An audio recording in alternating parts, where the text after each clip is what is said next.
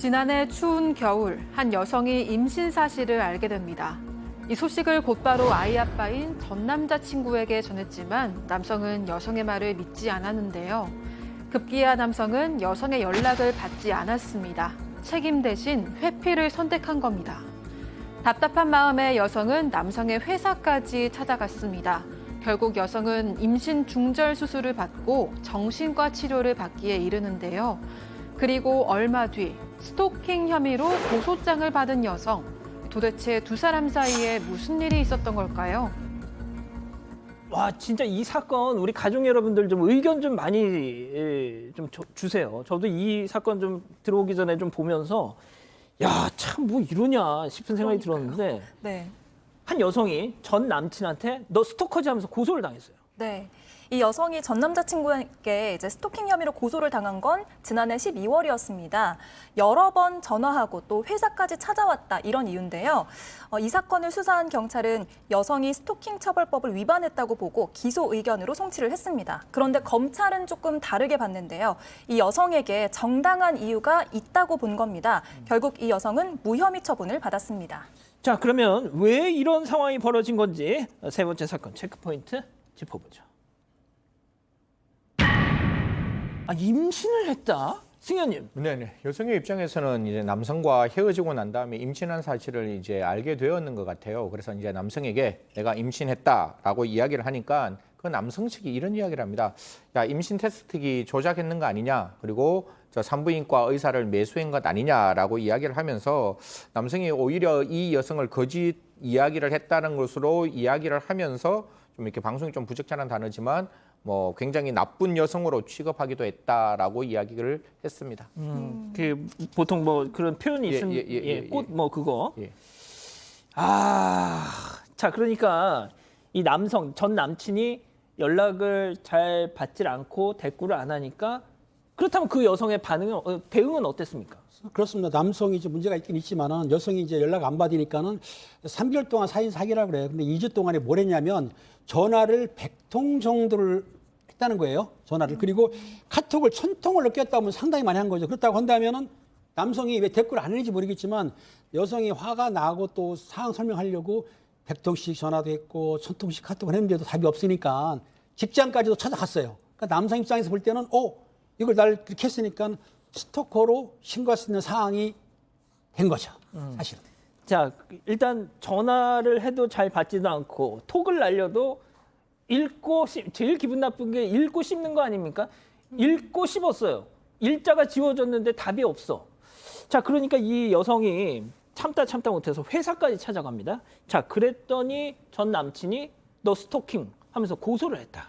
뭐 스토킹이라는 게 딱 그 두 가지가 있는데 하나는 의사에 반해서 지속적인 어떤 연락을 취하면 이제 스토킹이 돼요. 다만 그 지속적인 어떤 연락이 정당한 이유가 없어야 되는데 지금 같은 경우에는 여성의 입장에서는 안 그렇겠습니까? 어떻게 보면 생명을 잉태하고 있는 상황에서 남성이 거기에 대해서 전혀 다르게 반응을 하면 제가 반대편의 입장이라도 적극적인 연락을 할 수밖에 없을 것 같은데 지금 같은 경우에서 남성이 이제 여성이 적극적으로 찾아오다 보니까 이제 남성은 여성에게 스토킹 처벌법 위반, 너는 스토킹이다라고 이제 신고를 하게 됐습니다. 근데 이런 사정을 다 들으면 남자가 잘못했네라고 이제 생각할 수 있잖아요. 그렇죠. 자, 그런데 경찰은 네. 이 여성에 대해서 스토킹 맞는 것 같아 혐의를 적용을 해서 검찰로 넘겼어요. 일단 스토킹 처벌법에 뭐가 스토킹인지가 규정이 돼 있거든요. 근데 그거를 쭉 읽어보면, 그러니까 상대방 의사에 반해서 이유 없이 접근해서 불안감을 일으키는 행위인데, 그게 우리가 보는 것처럼 뭐 전화를 많이 한다거나, 카톡을 많이 한다거나, 또 회사나 집 앞에 찾아온다거나 이게 전형적인 스토킹의 행위 태양입니다. 그러니까 일단 경찰 입장에서는 정당한 이유 부분에 대한 판단을 유보한 채로 이 여성의 행동만 놓고 보면 그냥 전형적인 스토킹의 행동이란 말이죠. 그러니까 겉으로 드러난 것만 네, 그렇죠. 근데 이게 과연 이 여성이 이렇게 소위 임신했다는 사실을 알리려고 했던 이런 것들, 이런 방식을 택한 것이 정당한 이유가 있는 것이냐에 대해서 경찰이 좀 고민을 많이 했던 것 같고 경찰 입장에서는 그래도 좀 너무 심한데? 라고 판단을 해서 일단 기소 의견으로, 그러니까 이건 바로 기소는 못하죠 경찰이. 기소 의견으로 검찰에 보냈던 겁니다. 자, 그렇다면 여기서 이 여성 스토킹으로 고소를 당한 여성의 변호인 얘기를 잠깐 들어보시죠. 정말 이게 스토킹이라고 생각하면 남자 입장에서 차단하면 되는데, 근데 읽기는 다 읽고 한두 회씩 하고 이러면서 이걸 어떻게 이렇게 뻔뻔하게 스토킹으로 고소를 할 수 있냐. 진짜 그러네요. 진짜 만약에 정말 내가 얘 연락받는 게 너무 공포스럽고 싫어. 그럼 차단하면 되잖아요. 뭐 저는 개인적으로 차단해도 스토킹은 될 수 있다라는 생각을 가지고 있는데 지금 이 사건과 이제 별개로 사실 여기서 가장 큰 문제는 그러면 이제 시청자 여러분께서 고민을 하실 거 아니에요. 아니면 경찰의 입장에서는 분명히 이런 사정을 다 알았다면 굳이 정당한 이유가 있으니까 스토킹 처벌법으로 넘길 필요가 없는 거 아니냐. 경찰 측에서 무혐의 처분해도 되는 거 아니냐. 이렇게 이제 이야기를 할 수 있는데 사실 뭐 지금 검경 수사권 조정 이후에 이제 양 당사자 간의 의견 조율이 좀 잘 되었으면 그런 부분이 있을 것 같은데 분명히 아까 했다시피 그 변호인 측도 그런 이야기합니다. 여성이 보다 많은 어떤 연락을 한 것은 사실이다라고 이야기를 하다 보니까 아마 아까 백 변호사님 말씀대로 경찰 입장에서는 한번 검찰에 다시 한번 법리 판단을 요청한 것으로 보입니다. 자, 그렇다면 여성 측 주장을 다시 한번 좀 정리를 해보죠. 네, 여성 측 변호사는 남성에게 좀 지나칠 정도의 연락을 했다라고 볼 수 있는 측면도 있다. 하지만 몇 가지 이유 때문에 이건 스토킹이 아니다 이렇게 주장을 했는데요. 일단 임신과 임신 중절이라는 아주 중대한 정보를 전달하기 위한 목적이 있었고요. 또 이 남성은 연락에 답을 하지 않았지만 또 여성에게 연락하지 말라고 명시적으로 표현한 적도 없었거든요. 그래서 이렇게 연락을 하는 게 이 남성의 의사에 반하는 게 아니라는 주장입니다.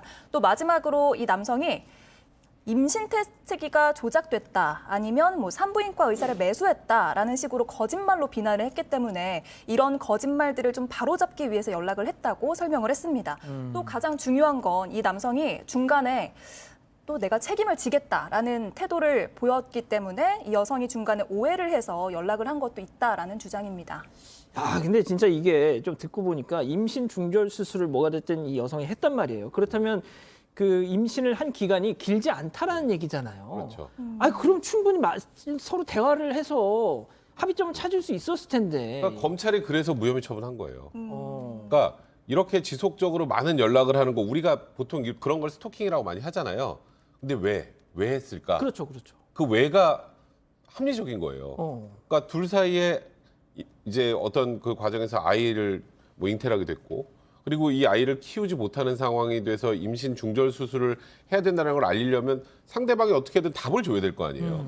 근데 계속 답을 주지 않으니 많이 연락을 했던 거고, 이제 그런 과정에서 이 지속적으로 연락한 것에 대해서 우리가 지금 들어봐도 그 정도라면 충분히 답을 안 해주고 뭔가 명시적으로 뭔가 어떻게 뭐 연락하지 말라는 소리도 하지 않고 가타부터 답이 없으면 연락을 계속 할 수밖에 없잖아요. 그렇다면 이 행동에 대해서는 정당한 이유가 있다고 충분히 볼 수 있었던 것이고, 그래서 검찰에서는 경찰과 달리 이제 무혐의로 이제 말 그대로 이제 불기소 처분을 한 건데요. 아까 조금 전에 승재현 의원이 말씀하신 거 제가 조금만 좀 부연을 하면 예전에는 이제 소위 경찰에서 불송치 결정, 그러니까 말 그대로 수사를 끝내버릴 수 있는 게 없었잖아요. 근데 지금은 이제 된단 말이죠. 근데 불송치 결정을 하면 고소인이 또 이의 제기를 할 수 있잖아요. 근데 그런 과정에서 법리가 좀 애매한 경우에는 검찰의 최종 판단을 받기 위해서 넘기는 경우도 종종 있습니다. 그래서 이 사안도 경찰과 검찰의 생각이 완전히 달랐다기보다 경찰이 최종적인 판단을 검찰에 좀 유보한 것이 아닌가 저는 개인적으로 생각이 좀 듭니다. 팀장님, 이제 이거 뭐 법적인 거 떠나서 이 남자 이거 좀 무책임하지 않습니까, 인간적으로? 당연히 무책임뿐만 아니라 나쁜 사람 맞죠. 맞는데 일단 경찰은 이걸 이해하신 게 뭐냐면 법대로 일단은 타인이 원치 않는데 문자 보내거나 전화를 하거나 기다리거나 선물 보내도 처벌하게 돼 있으니까 그대로 적용한 것뿐이에요. 조금 더 우리 입장에서 아까 변호사님 얘기했지만은 이거를 그냥 불송치해버리면 보안수사가 내려오기 때문에 일단은 법에 맞으니까 송치했던 건데 그 검찰에서 제가 보기에는 잘 판단한 것 같습니다. 그리고 제가 하나 말씀드리면 오늘따라 왜 이렇게 말씀이 많으세요? 제가 요거는 하고 싶은 얘기 좀 많아서 이 스토킹 처벌법이 시행된 지가 얼마 안 됐잖아요. 그러니까 아마 이런 선례들이 많이 쌓이면 아마 경찰에서도 그다음부터는 좀 독자적으로 판단할 거예요. 근데 지금 뭐 시청자 여러분들이 경찰 어떻게 그거를 기소견으로 보내냐 이렇게 생각하시는 분도 있을 텐데 선례가 많이 없기 때문에 그 지금은 현재 이 스토킹 처벌 관련된 선례가 쌓여가는 과정이다. 좀 그렇게 이해를 해주시면 될 것 같습니다. 자, 이 기자, 우리 가족 여러분들 일단 네. 약간 별별 상담소 느낌이어서 그렇습니다. 좀 많은 얘기 주고 계시는데 어때요? 네. 이 남성이 너무 비겁하고 무책임하다라는 의견이 많았는데요. 저런 남자 때문에 무서워서 연애나 하겠냐라는 의견도 있었습니다. 그리고 이거는 저도 좀 궁금한데 이런 식으로 이제 고소를 했을 때 무고죄로 맞고소를 할 수 있는지 이런 것도 좀 궁금하네요.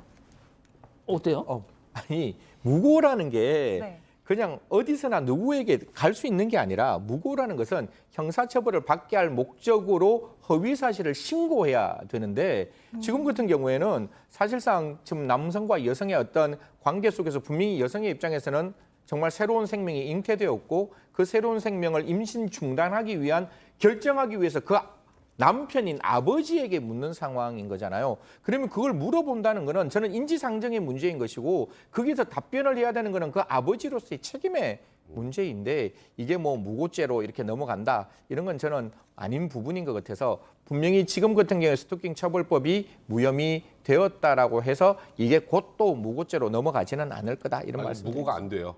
그냥 안 된다고 제가 말씀드릴게요. 왜냐하면 이 여성이 전화나 연락을 한 번도 안 했는데 그렇게 계속 연락해요라고 신고를 했으면 무고예요. 근데 지금 연락을 했잖아요.